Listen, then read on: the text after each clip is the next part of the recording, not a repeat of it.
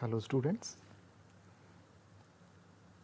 in this video we are going to discuss chief characteristics of the poetry of William Collins. So we start up with the Collins as lyricist. Collins was undoubtedly the most exquisite and great lyric poet of 18th century. There is singing quality in his poetry on subject of fancy and flight of imagination, which is without a parallel elsewhere in his age.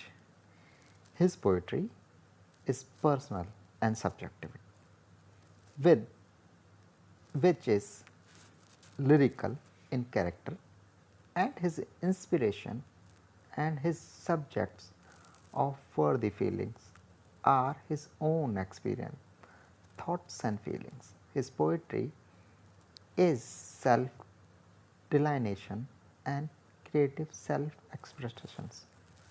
The language and imaginary employed by him are characterized not only by a subtle sense of beauty, mystery, and vividness, but also by harmony and unity unity of expression created by a single subject matter. In his Ode to Evening, his flight of imagination has displayed an outburst of emotions of joy as the deity, the nymph reserved, which is coming down to the earth. In these lines, whose number stealing through the darkening veil may not unseemly with its stillness suits the journal loved return. This ode is admittedly considered to be one of the most successful lyric. Without rhyme in English literature, it is more like a lyrical panegyric, so change into a musical invocation to nymph reserved. Another quality of Collins' poetry is simplicity. Collins' mastery of melody's verse is almost unsurpassed in his age, though there is often a veneer of classicism in the style and manner of expression. In his early poet, in his early poet, there is a refractory absence of affection in his odes. He had the supreme gift of simplicity combined with the kind and the obscure dignity, which are characteristic features of Greek poetry, and he invariably followed the style and the manner of true classicism, not the pseudo classicism of French authors of the age. It is the hunger of simplicity that give his poetry a grace, beauty, and freshness of its own. It seems in his own Ode to Simplicity, which characterizes his hunkering after the elemental simplicity.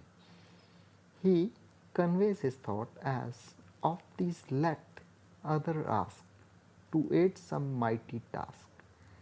The Ode of the Collins reveal the first authentic expression of dialectic and imitate poetic vision and lyrical strains in English poetry. He revived the romantic mood after a long slumber since the time of Dryden for many years. Thus, he had an instinct of elemental simplicity of life. Third, chief feature of his poetry is a typical poetic artist. Hence, we can say that Colin can be presented or may be presented as a typical poetic artist. In spite of his somewhat labored vocabulary and conceit of the classicism, his poetry is on the whole full of purple patches, fallacious word, and the phrase inductive of weird cadence and subtly disposed music. These qualities, considered as a true forerunner of Romantic poetry, it was greatly to his credit that even though served by mental disease and young in years, he was able to fuse the harmonies all the phases of the pre-Romanticism in the Romantic spirit. He carried on his mission with consequential changes in theme, land, temper of verse, simplicity of phrase, language of nature, dominance of emotion, passions and imagination in the place of dry intellectuality and didacticism of the classical school. He reacted against and established formed sought interest in medievalism and in the vanished glories of past. He envisaged diversion to strange and supernatural and exotic elegant note, a sort of renaissance of wonder and mystery. His style is reminiscent of Milton, sponsors of Shakespeare. He is a poetic artist of high order. Each phrase is imbibed with finished approach and wonder of fallacy workmanship without emphasis and without sense of strain. Four major characteristics of William Collins' poetry is he can be considered as poet of nature. Collins, as poet of nature, went a step further than his contemporaries, Thomas and Gray. He invested natural objects and events with a distinct personality and feeling tone of their own. He does use the personification and abstraction in conventional manner of the school of works. He turns his personification not as an intellectual counter but as the symbol of state of mind. His expression for nature suggests a kind of affinity between poet and nature. The sense of return of nature seek picturesque declination of nature in her melancholic or pacific pensive moods. Like Wordsworth, Colin believed that the people who lived close to nature and were bred in an atmosphere removed from the vitiating influence of modern civilization lived more simple, innocent, and happy life than the throne dwelled.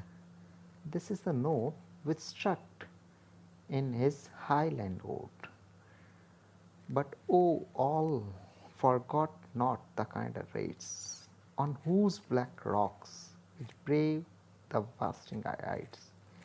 Fair nature, daughter, Versailles yet abide. He loved his love of art and beauty, love of the wild, fantastic supernatural. Colin was pictorial artist, a lover of music and all other forms of arts. His ode of passion describes the strange power of music with personification of each passion. presented in its natural moods, portrays the pose's equality melody as of harmonious smoothness, as of same divine. The ode to evening is again a typical instance of Collins as a painter poet. The verse is intently the whole communicative with figure like hermit hue of old Chinese painting of grave and moon and symbolically wild bird. He regrets vanish the glories of the pagan in the ode to the passion. He painted the way to so-called eclectic revival in English literature. In his Highland Ode, he had a great love for supernatural world. As a result of the combined effect fall these features of his poetry, Carl stands as a typical figure among the contemporaries. His imagination and subject matter carried a vital impact out he covering generation of the great romantics like Wordsworth, Coleridge, Keats, Shelley in English literature. Few of the few of his characteristics are such as love towards classicism. The classical traits or the formal elements are the common property of pre-romantic poetry. Colin, which are much too prominent in his early poetry, was inclined towards the classical traits in his poetry. Next feature is simplicity and lyricism. He chose simple themes and tried to break away from the terminals of the artificial poetic diction of the age. His position as the best lyric poet of the age is unchangeable. His lyricism was the greatest contribution to the Romantic movement. Elegiac inspiration, the element of melancholy arising out of the circumstances, and his sarcastic and ill balanced temperament reflect his elegiac inspiration in his poetry. Return towards nature, his work are live his works are alive with the feeling of the true nature worshipper. He wrote on the subject of the fancy and flights of imagination. His Ode to Evening is essentially a nature lyric romantic in subject, treatment and style in spite of outside veneer of classicism. Supernaturalism and the interest in sponge and remote. His poetry has marked characteristics of supernatural elements touching upon the medieval imaginary and ancient Greek concept. He enjoyed describing the popular superstitions of the Highland of Scotland. His poetry is also filled with the atmosphere of melancholy.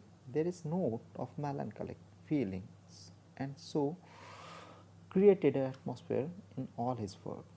He arise out of a spontaneous sensibility such as elegiac notes could be seen in his The Passion on the Ode to Music, where in the melancholy is the happiest passion, so is the feeling in the ode on the death of Mr. Thompson.